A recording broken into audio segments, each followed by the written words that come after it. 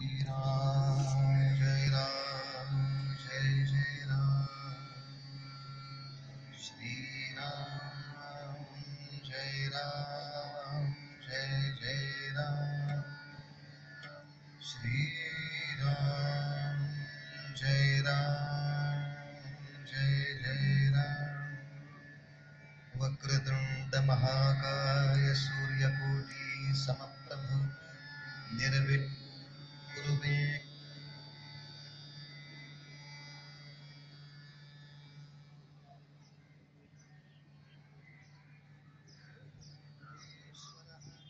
गुरु साक्षात् परब्रह्म तस्मै श्री गुरवे नमः। ॐ करोति वाचालं पङ्गुं लङ्घयते गिरिं यत्कृपातमहं वन्दे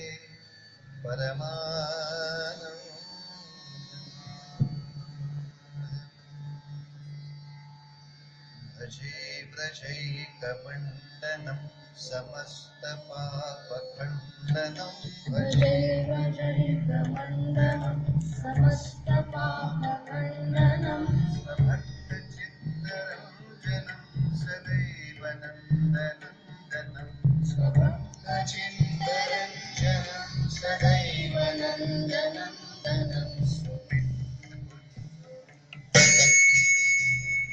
वेणुहस्तकं सुभिक्षमस्तकं सुनादवेणुहस्तकम् अनङ्गरङ्गसागरं नमामि कृष्णनागरम् अनन्तरङ्गसागरं नमामि कृष्णनागरम् मनोजगर्वमोचनं विशाललोललोचनं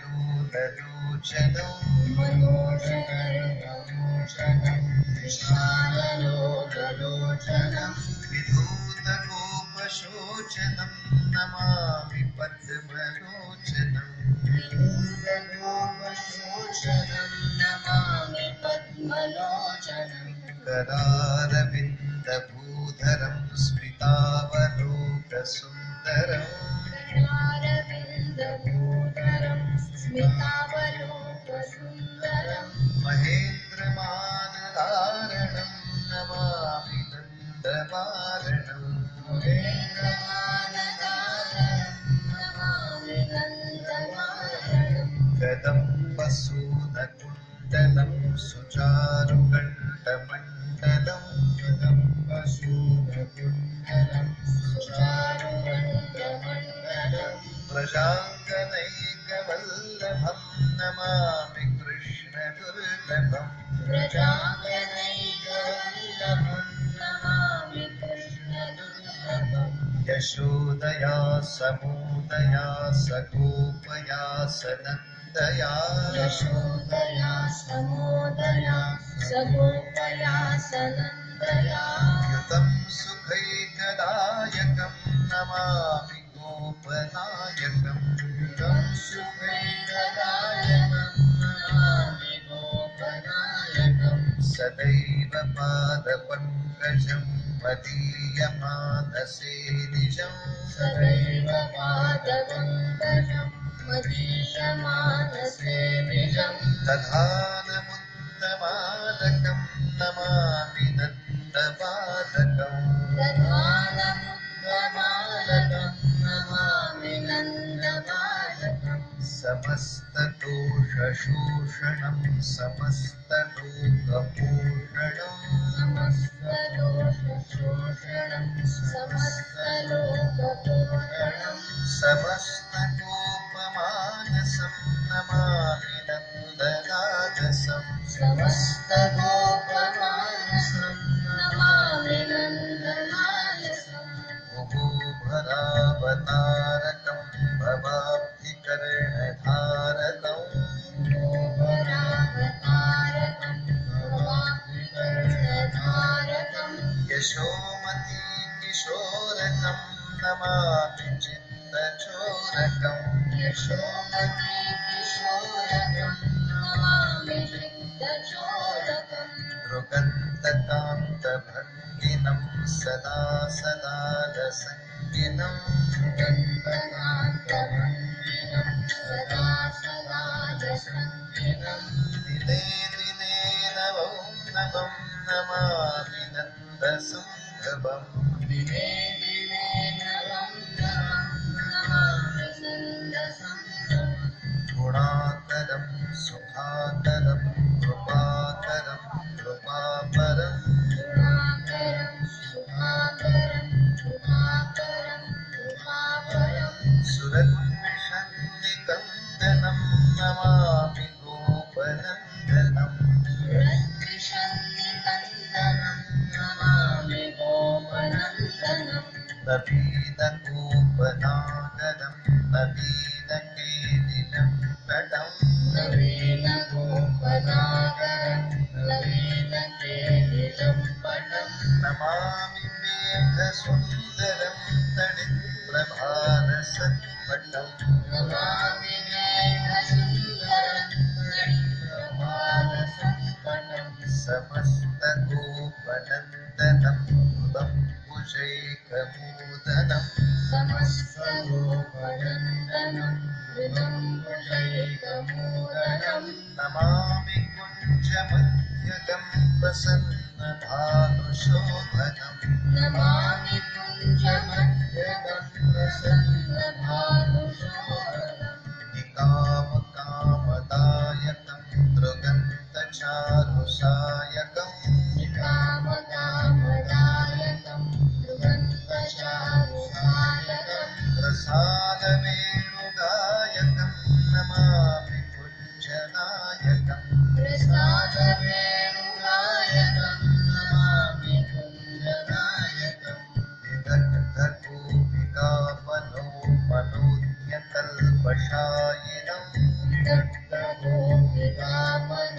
मनोज्ञकल्पशायिनं नमामि कुञ्जकानने प्रवृद्धवन्दिपायिनम् नमामि कुञ्जकानने प्रवृद्धवन्दिपायिनं किशोरकान्तिरञ्जितं मृगञ्जनं सुशोभितम् किशोरकान्तिरञ्जितं दृगञ्जनं सुशोभितं गजेन्द्रमोक्षकारिणं नमामि श्रीविहारिणम् गजेन्द्रमोक्षकारिणं नमामि श्रीविहारिणं यथा तथा यथा तथा तथैव कृष्णसत्कथा यथा तथा यथा तथा सदैव कृष्णसत्कथा मया सदैव गीयतां कृपाभिधीयताम् मया सदैव दीयतां तथा कृपाभिधीयताम् प्रमाणिकाष्टकद्वयं जपत्यभिर्ययः पुमान् काष्टकद्वयं जपत्यनुव्यय पुमान् भवेत् सनन्दनन्दने भवे सुभक्तिमान् भवेत् सनन्दनन्दने भवे सुभक्तिमान् भवेत् सनन्दनन्दने भवे सुभक्तिमान् भवेत् सनन्दनन्दने भवे सुभक्तिमान् क्षणभर भजन। ॐ नमो भगवते वासुदेवाय। ॐ नमो भगवते वासुदेवाय ॐ नमो भगवते वासुदेवाय। ॐ नमो भगवते वासुदेवाय ॐ नमो भगवते वासुदेवाय। ॐ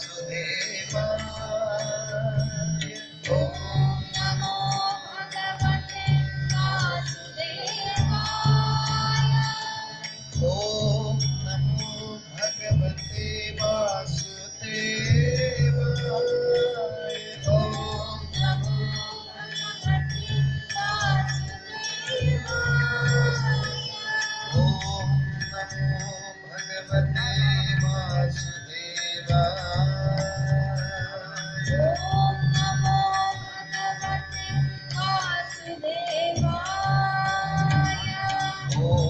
नमो भगवते वासुदेवाय ओम नमो भगवते वासुदेवाय ओम नमो भगवते वासुदेवाय ओम नमो भगवते वासुदेवाय भगवते वासुदेवाय ओम नमो भगवते वासुदेवाय गोपाल कृष्ण भगवान की जय। कुंडलिका वरदे हर विठ्ठल श्री ज्ञानदेव तुकाराम पंढरीनाथ महाराज की जय जय रघुवीर समर्थ।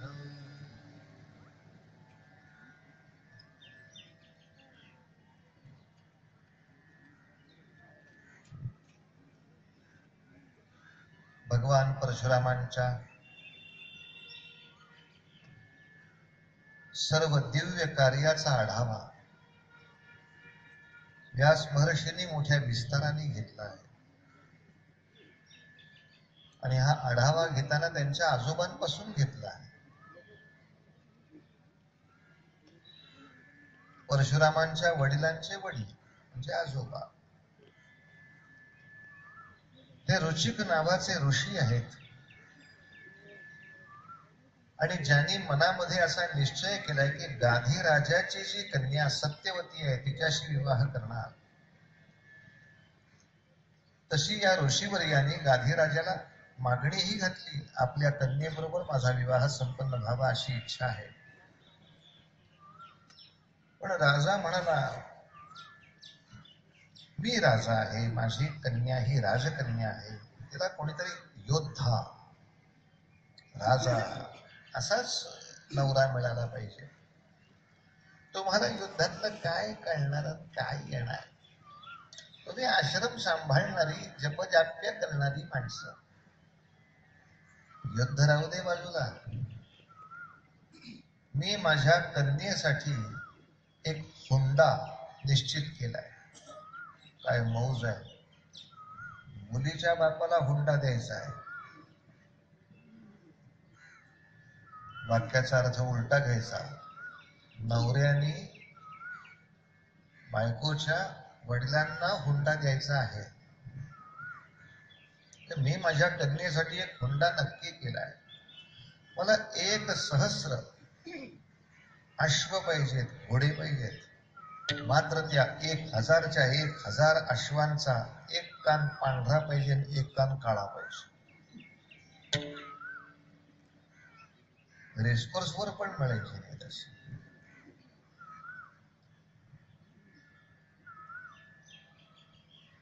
कान काळे असणारा पाहिजे घोडा. शाबास. आता पुराणामध्ये वर्णन असं आहे की त्यासाठी रुचिक ऋषींनी वरुण देवतेची प्रार्थना केली, त्याने ही इच्छा सगळी पूर्ण केली. पण या काही सांकेतिक वाक्यांचा आपण निश्चित अर्थ करून घेतला पाहिजे. वरुण देवतेची उपासना केली मान्य, त्यांच्याकडून सामर्थ्य मिळवलं मान्य, पण वरुण देवतेनं काही हे सगळे 1000 अश्व निर्माण करून दिले असतील अशातली गोष्ट नाही. शेवटी अश्व शोधले असतील यानेच. त्यामुळे उत्तम अश्व मिळण्याची कोणकोणती जगामध्ये ठिकाण आहे ती माहिती असणं. घोड्याला जी अनेक नावं आहेत त्याच्यामध्ये संस्कृतातलं एक नाव असं घोड्याचं आहे, तुरग. आणि ज्या ठिकाणी तुरग चांगले मिळतात असं स्थान ते तुरग स्थान. मग हळूहळू हे तुरग सांभाळणारे कोणते? तुरगच. म्हणजे हळूहळू ते झाले तुर्क. आणि मग त्याचा पुढे अपभ्रंश झाला तुर्कस्तान. म्हणजे अपभ्रंशाच्या ठिकाणी राहिला, पण रेसकोर्स वरती अजूनही तुर्की घोडा हा एक वेगळा गुणवत्तेचा निकष मानला जातो. तसंच घोड्याचं आणखीन एक नाव आहे, अर्व.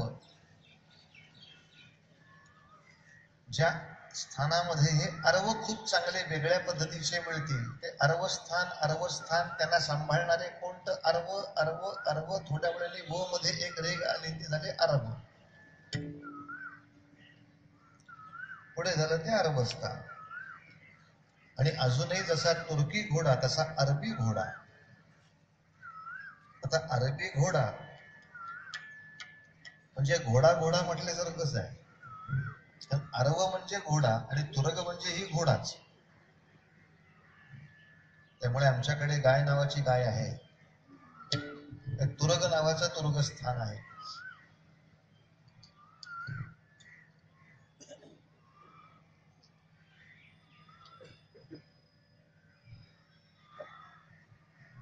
रुचिक ऋषींनी ही मागणी पूर्ण केली. ज्याचं शरीर पांढरं आहे पण कान काळे आहेत असे श्यामकर्ण 1000 अश्व मिळवून दाखवले. ते गांधी राजाला दिले.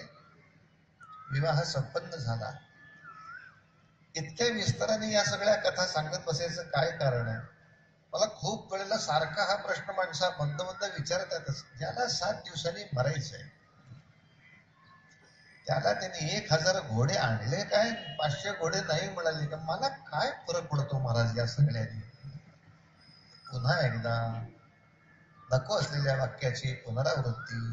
भागवत हे परीक्षिताला सांगितलेलं आहे, परीक्षितासाठी लिहिलेलं नाही.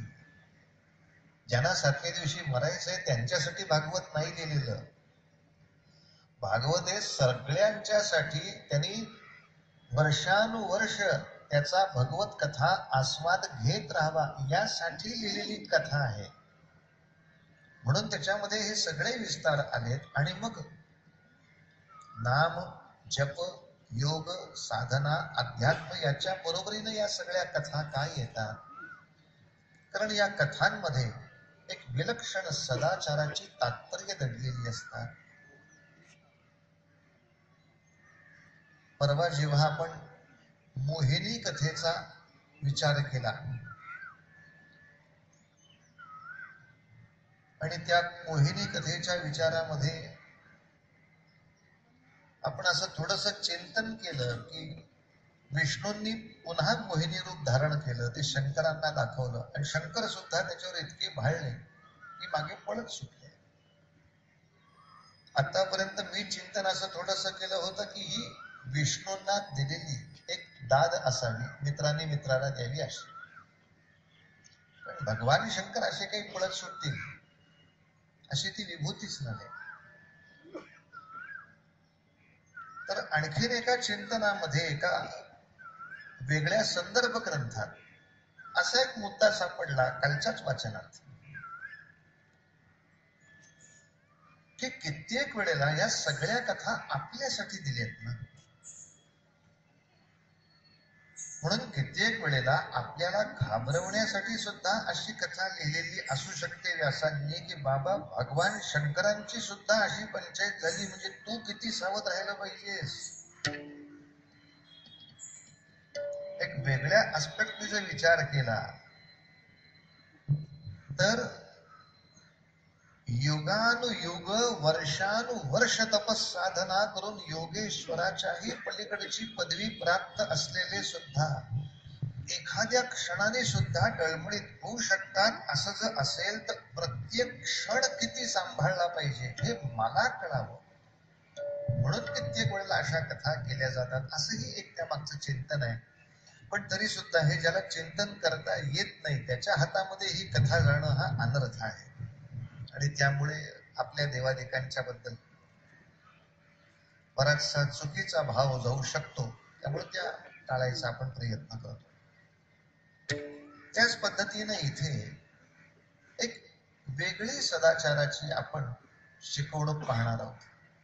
कारण सदाचारावरती आपल्या सर्व ऋषी मुनी संतांचा प्रचंड भर आहे. जेवढा उपासनेवर आहे तेवढा सदाचारावर आहे. म्हणजे आयुर्वेदिक वैद्यासारखं जेवढं औषधावर भर आहे तेवढा पथ्यावर भर आहे, किंबहुना पथ्यावरच जास्त आहे. प्रभाते मनी राम चिंतित जावा, पुढे वैखरी राम आधी पदावा. आपल्याला बरं वाटलं. चला आता रामाचं वर्णन सुरू झालं.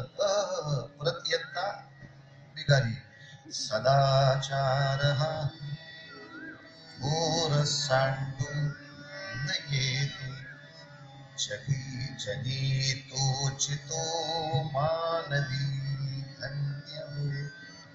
मना सज्जना भक्तिपंथेची जावे तरी श्रीहरी पाविजे तो स्व. चला चला चला चला भक्ती सुरू करू. भक्ती नंतर आधी जनी निंद्य ते सर्व सोडून यावे.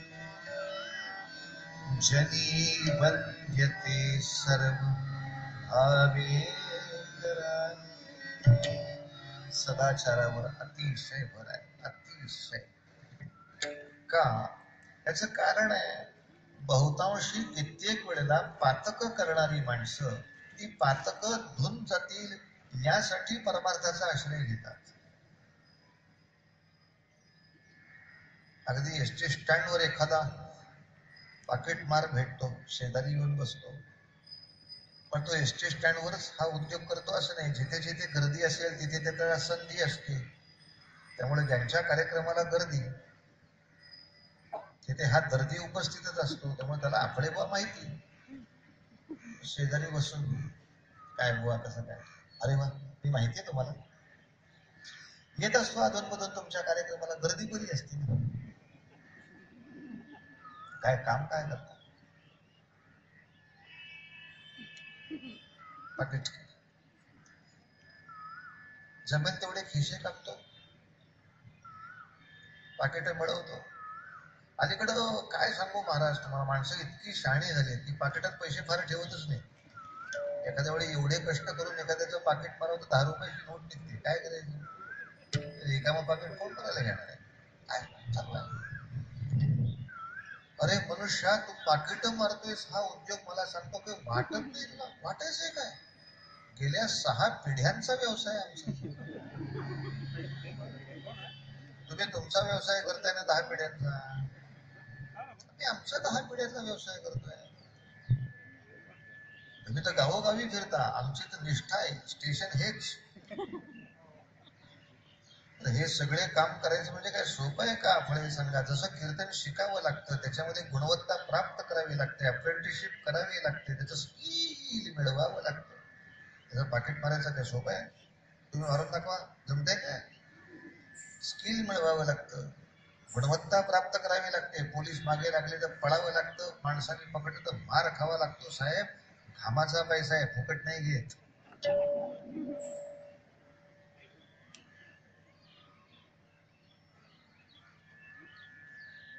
आता काय व्यवसाय म्हटलं की रिस्क असतेच की हो. ते ऐकून ऐकून उगाच मला वाटायला लागलं की मी का उगाच कीर्तन करतोय, बरं चाललंय की. त्याला म्हटलं तुला आपण पकडले जाऊ, मार खाऊ, भीती नाही वाटत? कशाला वाटायला? मी कामाला जाण्यापूर्वी आंघोळ झाली की पहिलं स्वामी समर्थांच्या मठात जाणार, नमस्कार करणार, मगच कामाला. एवढे सगळ्या संतांचे मठ आहेत, स्वामी समर्थांच्याच मठात का जातोस? तिथे लिहिलेलं असतं, घेऊ नकोस, मी तुझ्या पाठीशी. पाकिट मारायसाठी स्वामींनी लिहिलं असावं, हा जो काही तुझा शोध आहे. पण ते सगळं ऐकून मी सुद्धा भ्रमात पडलो की हा घोळ आहे. जर आपण सुतार कामाला व्यवसाय म्हणू शकतो, लोहार कामाला म्हणतोय, सोनार कामाला म्हणतोय, हे कामच आहे नाही चोऱ्या छान करून, याला आपण व्यवसाय का नाही म्हणत आहे? अशा वेळेला मात्र काही विद्वानांबरोबरची चर्चा लाभाची होते. बाबांना विचारलं की याचं काय उत्तर द्यायचं? बाबा म्हणले उत्तर तयार करूनच कीर्तन करावे. उत्तर हेच द्यायचं की व्यवसायाचं गणित असं आहे, जे केल्यामुळे माझाही फायदा होईल आणि समाजाचाही फायदा होईल, असं जे जे असेल त्याला व्यवसाय. ज्याच्यामध्ये एकाचा फायदा आहे दुसऱ्याचा सर्वनाश आहे, अशा कोणत्याही कलेला, कलाच आहे ती एक प्रकारची, त्याला व्यवसाय नाही म्हणता येत. जसं एखाद्या बिल्डरला आपण विचारलं, बिल्डर म्हणजे बांधकाम करणारा बिल्डर, का हो तुमचा व्यवसाय काय? तो कौतुकाने हे सांगतो, मी अनेकांची घरे बांधतो, त्याच्यात माझे घर बांधून घेतो. शेमटी सुद्धा सांगतो, बऱ्याच लोकांना मी बरीच कापडं आणायला सांगतो, बाकी सगळ्या कापडातनं माझं घर भागतं. ठीक आहे, काही प्रमाणात नफा कमवावा हा धर्मच आहे, दोघांचाही लाभ त्याच्यात आहे, तो व्यवसाय आहे. प्रश्न असा, सदाचारावरती अत्यंतिक भर उपासनेच्या बरोबरीनं दिलाय का? तर सदाचार नसेल तर असलेली उपासना सुद्धा वेळच्या वेळी कामी नाही. जसं माझा बँकेत बॅलन्स खूप आहे, पण माझं मॅनेजर बरोबर वर्तन जर चांगलं नसेल तर बॅलन्स आहे, विड्रॉल माझ्याकडे आहे, मी सही करून पाठवली आहे, पण तुला पाहिजे तेव्हा ती स्लिप नाही सँक्शन होणार, कारण मॅनेजर अजून तुझ्यावर रुष्ट आहे, तुझं वागणं चांगलं नाही. सदाचार नसेल तर तुझा बॅलन्स असून तुझ्या उपयोगाला येत नाही. आता एटीएम आला तो विषय सोड, पूर्वी बँकेत जावंच लागायचं. एटीएमचा एकाने मला अर्थ सांगितला एनी टाइम मनी, पण बँकेतल्या लोकांनी मला जास्त छान अर्थ सांगितला, असतील तर मिळतील. म्हणजे मराठीचं भाषांतर आहे, असतील तर मिळतील, इथे येऊन उपयोग काय तुझा इथे. तसं या कथेतून एक वेगळा सदाचाराचा संदेश आपल्यापर्यंत पोचतोय. तो असा की गाधीराजाची ही कन्या सत्यवती हिच्याबरोबर विवाह झाला आणि तिनं या रुचिक ऋषींना असं सांगितलं, विवाह झाल्यानंतर मला 2 इच्छा आहेत, सांग काय इच्छा आहे? मला अत्यंत सद्गुणी असा पुत्र पाहिजे आणि तसाच अत्यंत सद्गुणी असा भाऊ पाहिजे. काही हिशोब लागतोय का डोक्यात? याचा अर्थ ती असं सांगते की तिचं आणि आईचं दोघांचं बाळणपण एका वेळेला होणार आहे.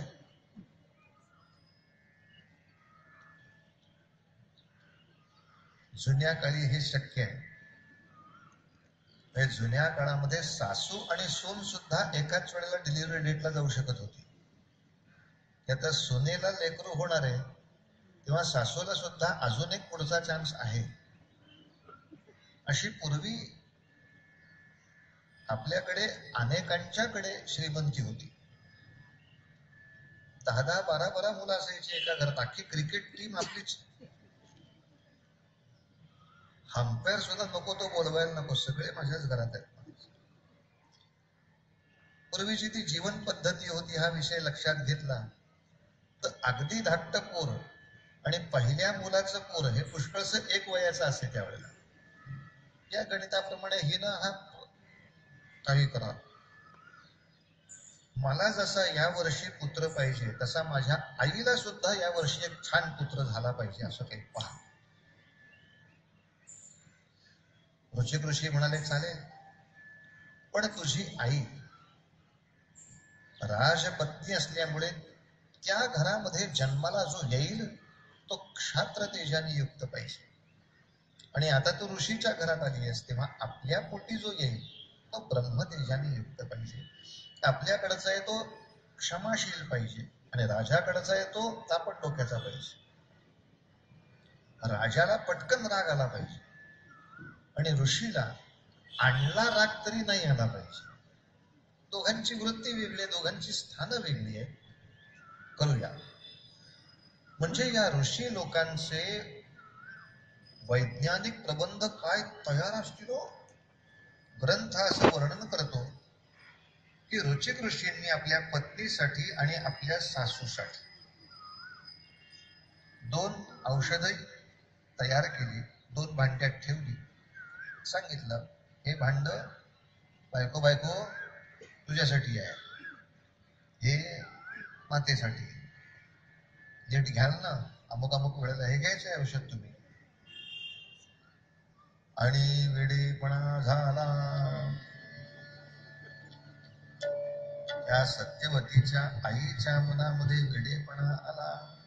तो असा की कुठलाही नवरा बायकोसाठी जास्त चांगलं औषध तयार करेल, सासूसाठी कशाला करेल. त्यामुळे हे बायकोसाठी म्हणून जे केले तेच आपण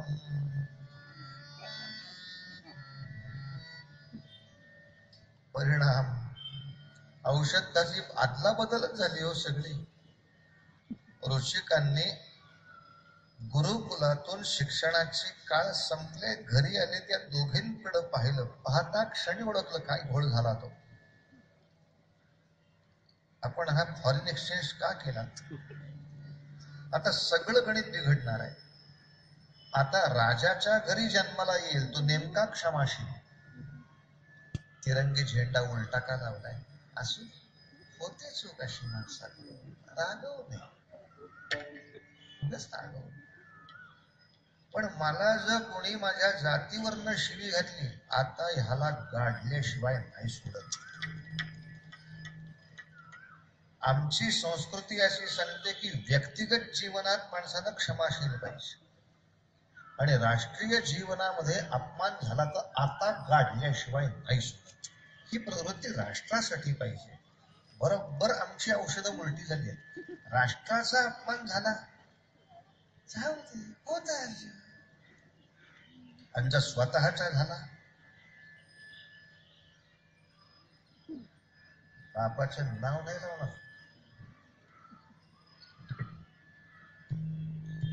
व्यक्तिगत मान अपमानासाठी प्रचंड झगडणारे, चप्पल चोरली तरी सुद्धा चपलेनी मारायला तयार असणारी माणसं प्रांत तुटल्यानंतर सुद्धा रागवत नाहीत. राष्ट्राच्या बाबतीत क्षमाशील. राष्ट्रीय अपमानाच्या वेळेला शांतता आणि व्यक्तिगत अपमानाच्या वेळेला प्रचंड भांडण.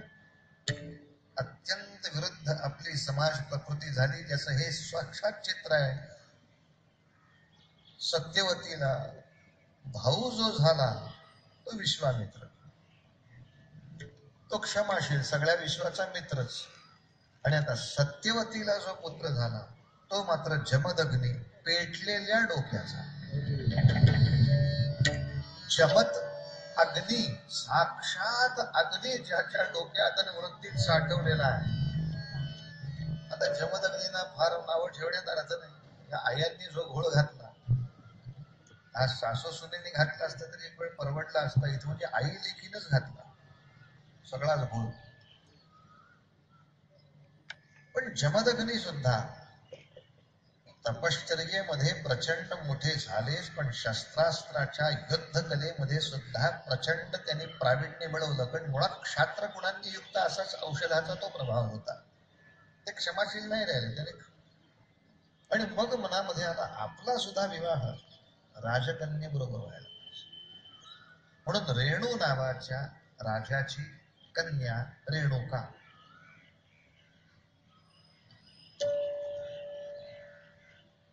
मात्र तिच्याशी वार्तालाप करून मग हा विवाह सोहळा झाला.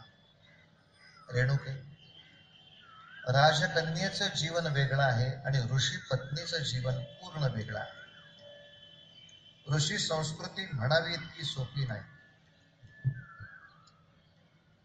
अत्यंतिक त्यागमय पद्धतीच्या जीवन जगण्याची त्याच्यामध्ये पराकाष्ठा आहे. साधारणतः नृपश्रेष्ठांच्या किंवा राजविलासी लोकांच्या याच्यामध्ये 50-50 आहे की त्यांनी संपत्तीचा उपभोग, पक्वान्नांचा उपभोग हा आयुष्यामध्ये निम्मा काळ का होईना घ्यावा आणि निम्मा वेळ तपस्येमध्ये घालवावा. इथे मात्र 100% वेळ फक्त तपस्येसाठी, आणि जर काही एखादा उपभोग असेल तर तो फक्त जीवन चालू ठेवण्यापुरता.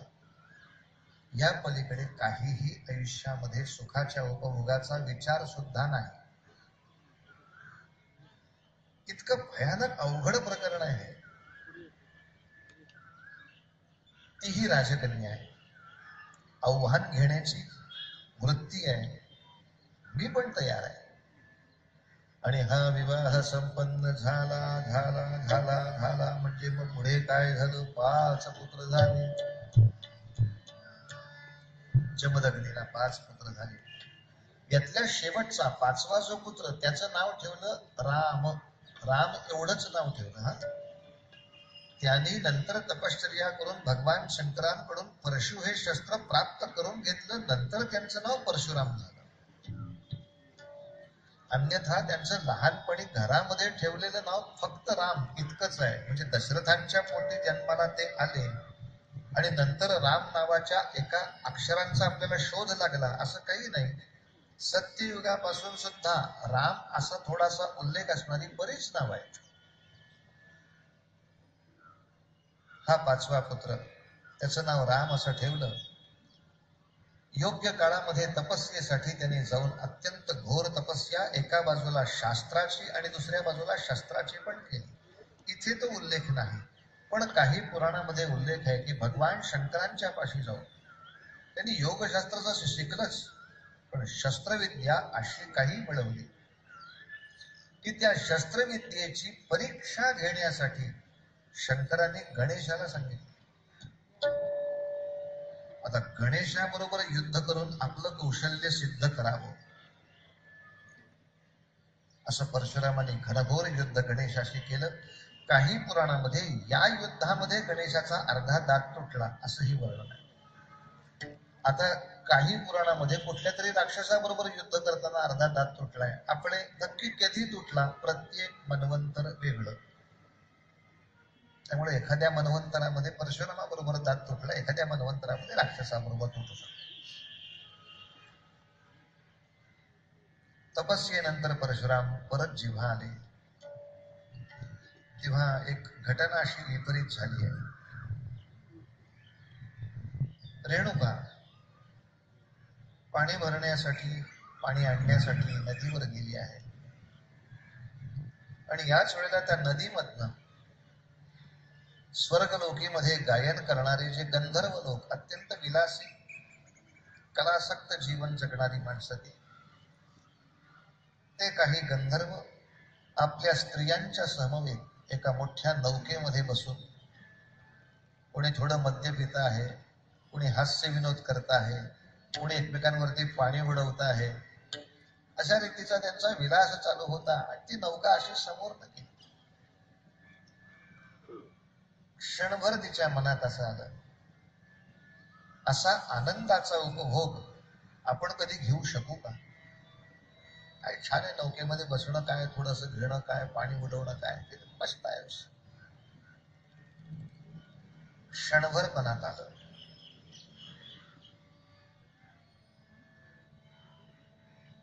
आश्रमात आल्या बरोबर जमदग्नीला ते समजलं काय झालं. असं असं झालं तर मग शासन व्हायला हवं. आणि आपल्या ऋषी पद्धतीनं जगणाऱ्या आयुष्यामध्ये एक क्षण जरी असं चलन झालं तरी शासन देहांत प्रायश्चित्त. आपल्या 4ही मुलांना आज्ञा केली, या मातेला देहांत प्रायश्चित्त द्या. ते थोरले चौघ काही तयार होईना. मग धाकट्याला सांगितलं, रामा आता मातेला तर देहांत प्रायश्चित्त देच, पण या वरच्या चौघांनाही दे. कारण गुन्हेगाराला शिक्षा व्हायला पाहिजे तशी त्याला वाचवणाऱ्याला पण व्हायला हवी. त्यांना सुद्धा शिक्षा कर. परशुरामाने 4ही बंधू आणि माता, घाव घालण्याची गरजच नव्हती. तपस्याच इतकी जबरदस्त होती की नुसता परशुचा स्पर्श जरी त्यांच्या मानेला झाला तरी तो पुरेसा होता. या चौघांनाही शासन झालं, रेणुकेलाही शासन झालं. शासन झालं त्या क्षणी तो अपराध संपला. अपराध संपला त्या क्षणी जमदग्नींचा क्रोध संपला. तो क्रोध संपल्याबरोबर इतके आनंदित झाले, इतके उल्लसित झाले. आहा, परशुरामा न्यायाच्या दृष्टीने अत्यंत सुंदर वागलास. काय वरदान देऊ तुला? सगळ्यांना जिवंत करा.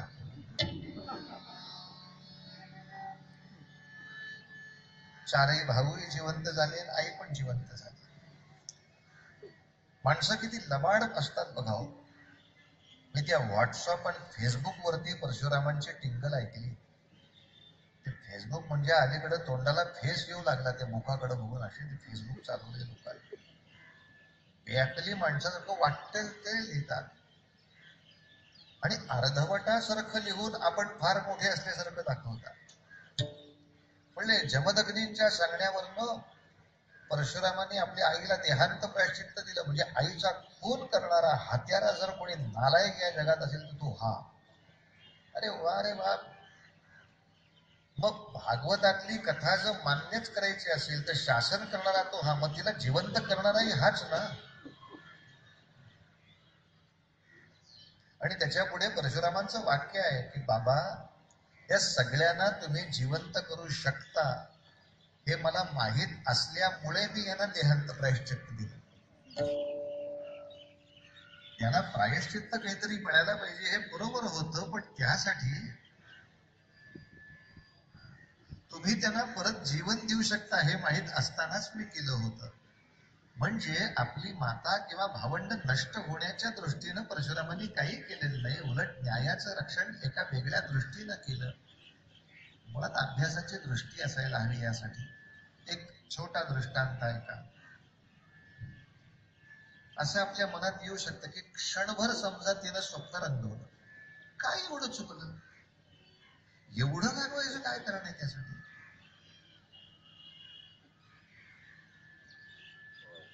पण थोडं चिंतन करा म्हणजे कळेल. एकदा एका क्षणाची सवलत मिळाली की प्रवृत्ती अशी असते की ती जास्त सवलत मागायला लागते. मग 1 मिनिट चिंतन करून काही होत नाही, 5 मिनिटांनी काय हरकत. बाकी 23 तास आम्ही तपश्चर्येत आहोत ना, मग एखादा तास अगदी विलास करत नाही, पण विलासाचं चिंतन करण्याला काय हरकत आहे. आता तासावर गेलेलं, पण जितकं चिंतन दृढ होईल तितकं हातून पाप व्हायची शक्यता वाढत नाही का.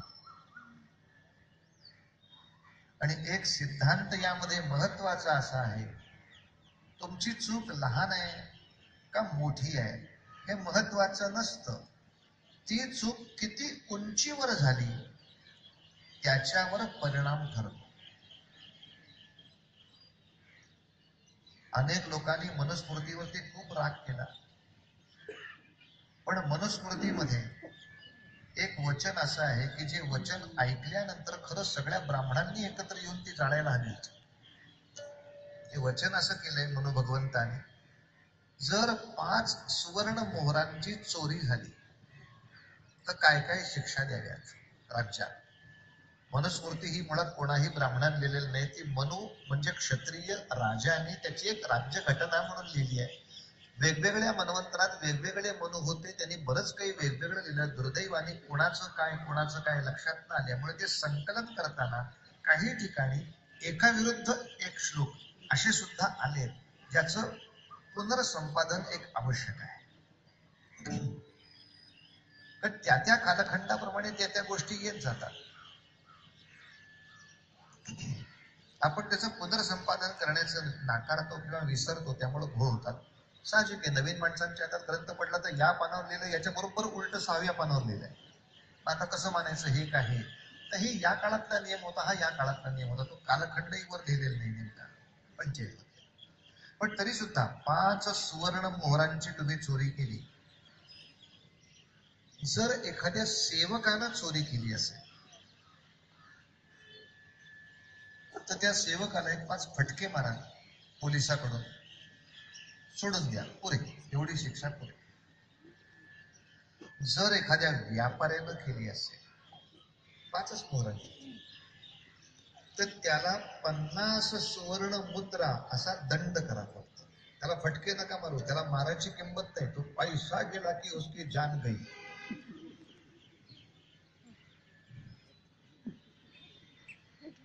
पैसा गई. आणि 5 मोहरांसाठी 50 मोहरा ओकाव्या लागतात म्हटलं की तो आयुष्यात गुन्हा करणार नाही. खाल्लेल्या 50पैकी 5 दे, याला शिक्षा मिळत नाही. 5 खाल्ल्या असतील तर त्या आधी दे आणि वर तुझ्याकडच्या 50 मोहरा ओक. आपल्याकडे बरोबर शिक्षा गंमतशीरच असते. ज्यांनी बँकेमध्ये 365 कोटीचा घोटाळा केला त्याला शिक्षा काय, 30 कोटी दंड भरा. म्हणजे त्याच 365 ना, बाकी सगळे वाईट त्याच्या घरातच आहेत. मग शिक्षा जर असेल तर आधी खाल्लेले 365 ओक आणि त्याच्यानंतर बापाची प्रॉपर्टी विकून 30 कोटी ओक. सोडलेल्या 100 ₹10 दंड म्हणून भर आणि तुझी सुटका करून घ्या. हा कसा नियम होऊ शकतो? आपल्या राज्यात होऊ शकतो. जर व्यापाऱ्यांनी चोरी केली असेल तर 50 मोहरा दंड. जर क्षत्रियांनी केली असेल तर 5च मोहरांची चोरी केली, पण एखाद्या सब इन्स्पेक्टरने केली, त्याला काय फटके मारणार? त्याचा देह मुळातच टफ आहे. तुम्ही 50 फटके मारून त्याला काही होत नाही. मग तुम्ही काय पैसे काढणार? कोणत्याही क्षत्रिय अधिकाऱ्याला त्याचं अधिकाराचं पद हा त्याचा सन्मान बिंदू असतो. एकच दहशत ठेवायची, इन्स्पेक्टरनं पैसा खाल्ला की दुसऱ्या दिवशी तुझं पोस्टिंग हवालदार. त्याचं पद फक्त काढून घ्या, तो संपला माणूस. अत्यंत यातना होतात. क्षत्रियाला कधी पदाची अवनती चालत नाही. तो एक वेळ सगळं सोडून निघून जाईल, पण ह्याच्या खालचं आता काम नाही करणार. एकदा जिल्हा परिषदेचा अध्यक्ष ना, माझा अध्यक्षच, नाही तर मग पुढे सन्माननीय सदस्य. आता जर म्हणाल की परत जिल्हा परिषदेचे चपराशी म्हणून थोडं काम करता का, आता चप नाही तर राशी हाणी. याच्या पातळीच्या खाली येणं शक्य नाही. मी जर आधी सैनिक होतो, मग सेनापती झालो, मग प्रधान झालो, मग राजा झालो. मी राजा म्हणून रिटायर होईल, पण राजाचा प्रधान नाही होऊ शकत. आता क्षत्रियाला शिक्षा एवढीच, तुला पदावरनं खाली गेल, तो काही करत नाही. आणि हीच 5 मोहरांची चोरी जर शिक्षकानं केली, प्राचार्य, कुलगुरू, मुख्याध्यापक, प्रधान अध्यापक, शिक्षण संस्थेचे पदाधिकारी 5च सुवर्ण मोहरा चोरले, तर मनुस्मृती सांगते अशा माणसाला फाशी द्या. फाशी एकच शिक्षा. गुन्हा एकच आहे हा, 5 मोहरांचा. पण सेवकानं चूक केली तर फक्त 5 फटके, व्यापाऱ्याने केली तर 50 रुपये, क्षत्रियानं केली तर पदाची अवनती, आणि शिक्षकानं केलं की विषय संपला, फाशी द्या. का? शिक्षक हा 24 तास शिक्षक आहे. समाजाची धारणा शिक्षक करणार आहे, आणि समोरचा विद्यार्थी हा शिक्षकानं शिकवलेलं फारसं शिकत नाही. शिक्षक जसा वागतो त्याच्याकडे बघून मुलं जास्त शिकतात. पुढची पिढी ज्याच्याकडे बघून शिकणार असेल त्याच्या वर्तनाबद्दल तडजोड संभवतच नाही. हे फार गंभीर झालं. सोपा दृष्टांत सांगितला की कळेल, अतिशय सोपा.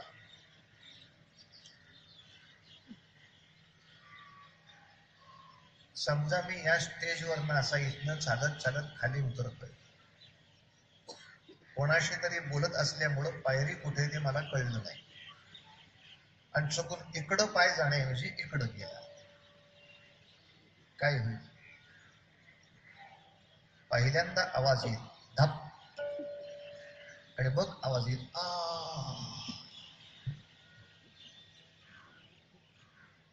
पहिल्यांदा आवाज येईल धप, मग आवाज येईल आ.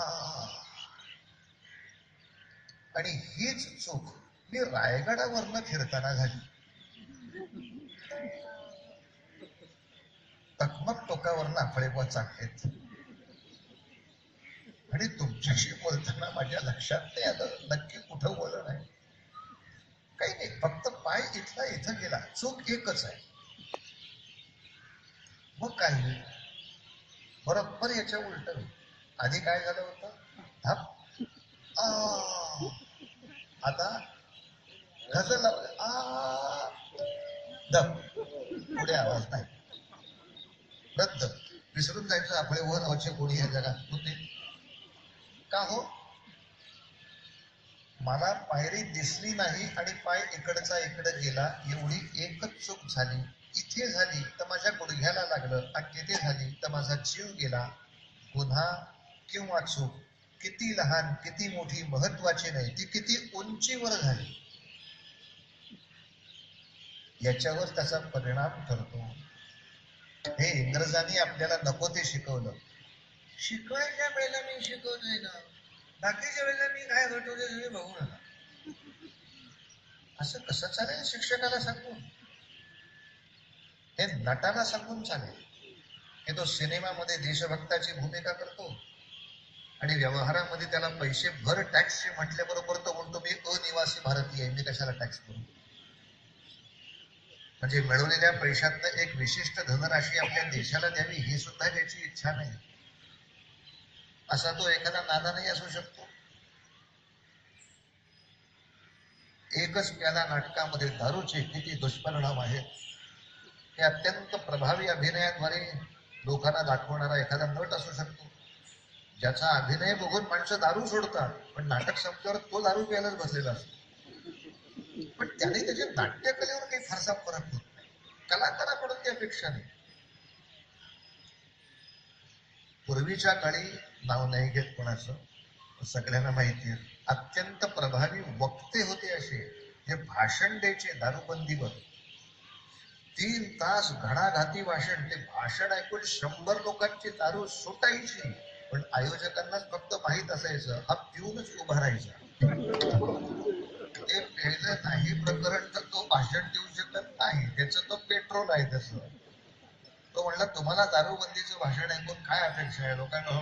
मग आधी मला 2 बाटल्या पाजा, मग पुढे बघू काय करायचं. अशी ही माणसं होती.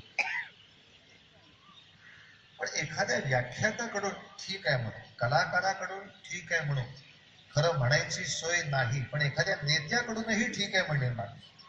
शिक्षकाकडून, कॅन्सर कशा कशाने होतो, सामाजिक प्रदूषणाने कॅन्सरला कसे हे मिळते, मदत मिळते. चला, झालं का लेक्चर? झालं. इतकं सगळं लेक्चर झाल्यानंतर मुलांनी लिहून घेतलं प्रदूषणाचे दुष्परिणाम, हृदयाच्या काय फुफ्फुसावर होणारी परिणाम वगैरे वगैरे वगैरे. हे सगळं शिकवून झाल्यानंतर मास्तर जर बाहेर उभारून सिगरेट पेटवून उभा राहिला तर मुलं प्रदूषण करायचं नाही हे वाक्य विसरतात आणि मास्तर उडतायत, मला उडायला काय हरकत आहे? म्हणून पुढचं प्रदूषण करायला सुरुवात करतात.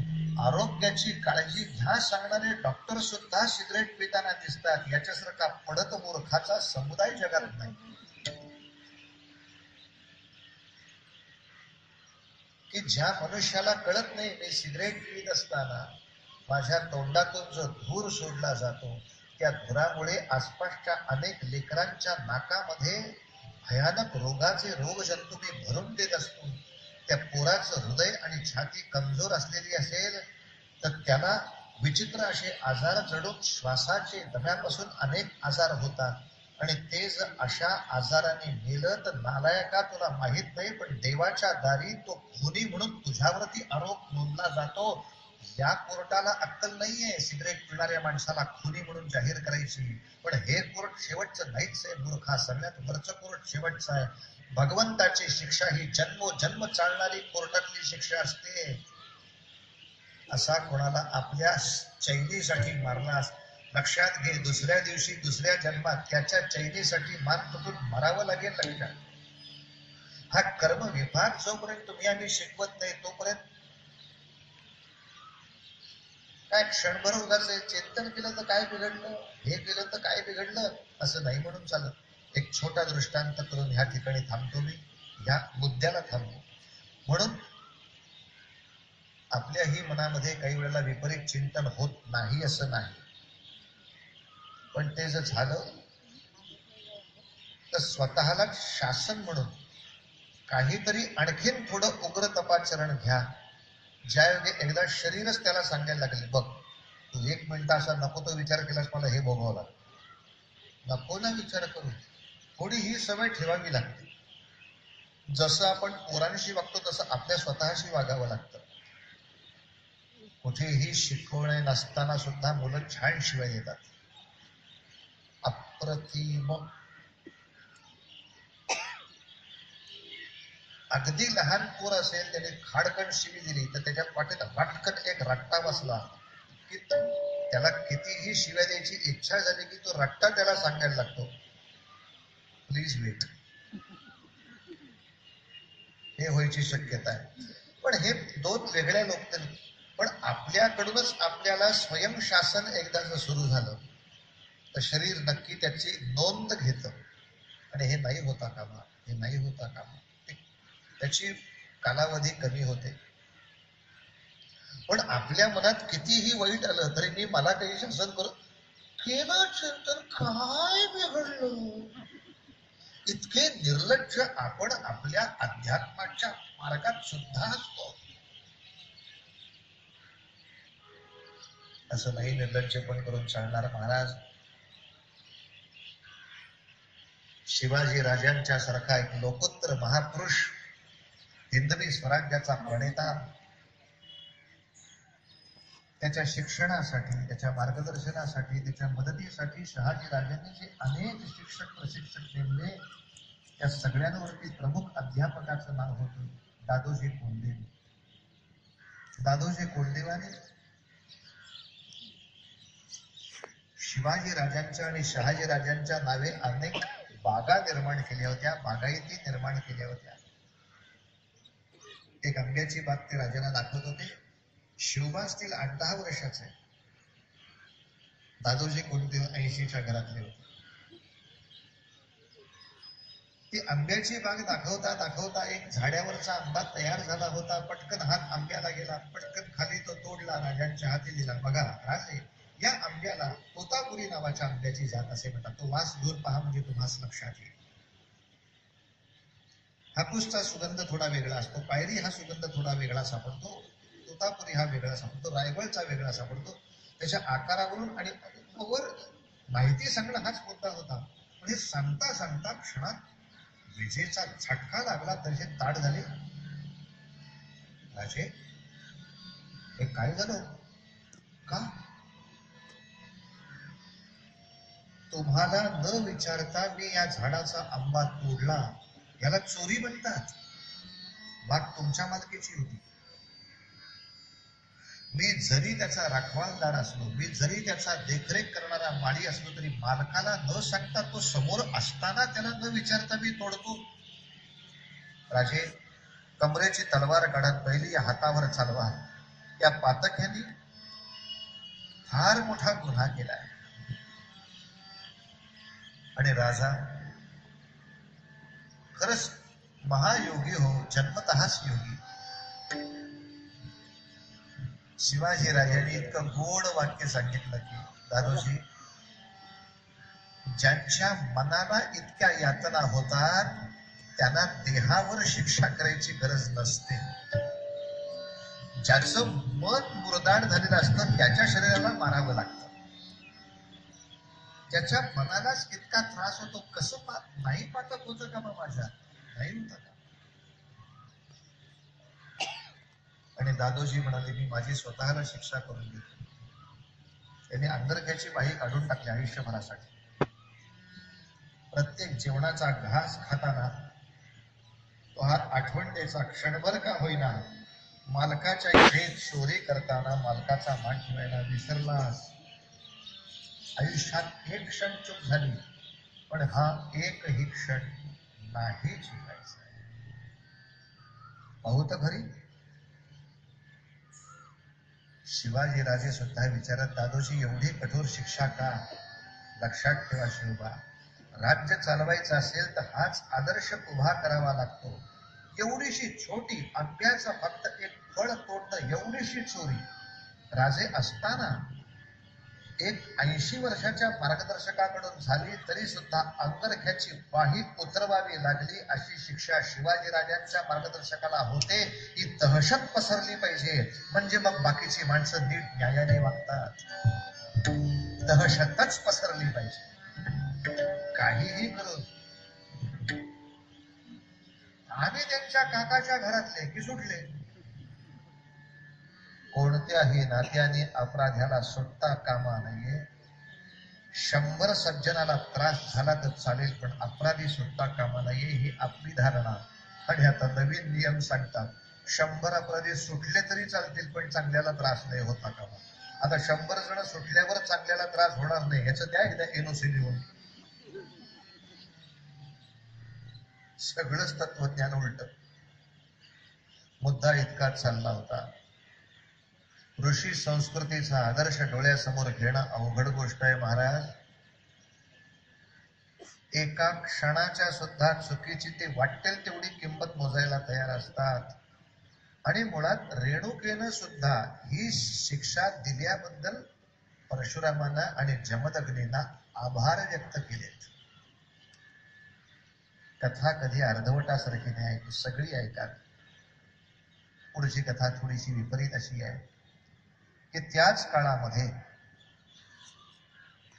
सहस्रार्जुन नावाचा अत्यंत तपस्वी राजा त्यावेळेला नर्मदेच्या आसपासच्या परिसरामध्ये राज्य करत होता. हा किती मोठा तपस्वी असेल आपण कल्पना नाही करू शकणार, ज्यांनी साक्षात भगवान दत्तात्रेयांना प्रसन्न करून घेतलं होतं. गुरु दत्तात्रेयांची कृपा ही सोपी गोष्ट नव्हे. दत्तात्रेयांना प्रसन्न घेतलं, इतकंच नव्हे तर त्याच्या स्वतःच्या नामामध्ये एवढी शक्ती आली होती की कोणाचीही कुठलीही वस्तू हरवली असेल तर त्याच्या नावाचा मंत्राचा नुसता जप करावा, 100 वेळा मंत्र व्हायच्या आत वस्तू दिसायला लागेल. 100तल्या 80 वेळा तरी नक्की. अपवाद प्रत्येक औषधाला असतोच. असा सहस्रार्जुन तपस्वी, पण तरी सुद्धा तो जेव्हा जमदग्नींच्या आश्रमामध्ये आला त्याने ती कामधेनू पाहिली. या कामधेनूचं वैशिष्ट्य, अरे आपण जी कामना करू ती पूर्ण करते. हा म्हणजे ऐहिक उपभोगाबद्दलची कामना.